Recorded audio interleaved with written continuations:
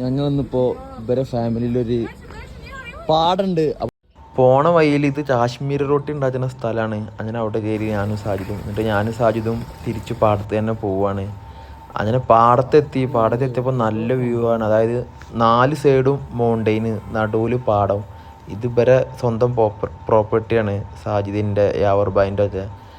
അങ്ങനെ അവിടുന്ന് പിന്നെ 2-3 വീഡിയോസും ഫോട്ടോ എല്ലാം എടുത്ത് പിന്നെ ഓരെല്ലാവരും വന്ന്.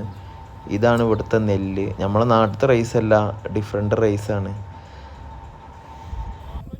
ഇതെല്ലാം ഇതുപാട് എടുത്തിട്ട് ആദ്യം ഇങ്ങനെ റൗണ്ടായിട്ട് ഇങ്ങനെ ഇടും.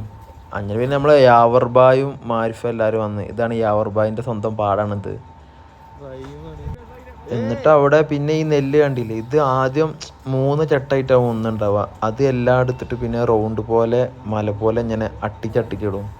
ഇതേപോലെ അങ്ങനെ 2 അട്ടിച്ച് ലാസ്റ്റ് ഇട്ട്. ഇത് പിന്നെ ജുനൈദ് ഭായ്, അസർ ചോദിച്ച്, യാവർ ഭായ്. അങ്ങനെ ഉച്ച ടൈമായി. ഫുഡ് വന്ന്. ഫുഡ് പറഞ്ഞാൽ റൈസും ചിക്കനും മട്ടനും ഉണ്ടായിരുന്നു.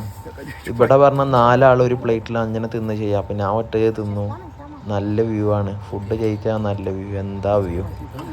അങ്ങനെ ഫുഡ് കഴിച്ചലെല്ലാം കഴിഞ്ഞ് പിന്നെ ഇത് 2ാമത്തെ അട്ടിക്കിടലാണ്, അടുത്ത പാടത്തിട്ട്. അങ്ങനെ പിന്നെ ഞാനും അസയുടെ ഇപ്പിയും ഓരോ ആപ്പിൾ തോട്ടത്തിൽ പോയി.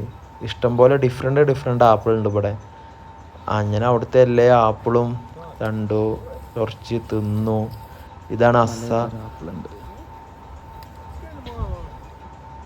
അങ്ങനെ പിന്നെ അവിടുന്ന് 2-3 ആപ്പിളും പൊട്ടിച്ച് പിന്നെ ഞങ്ങൾ അവിടുന്ന് ഇറങ്ങി.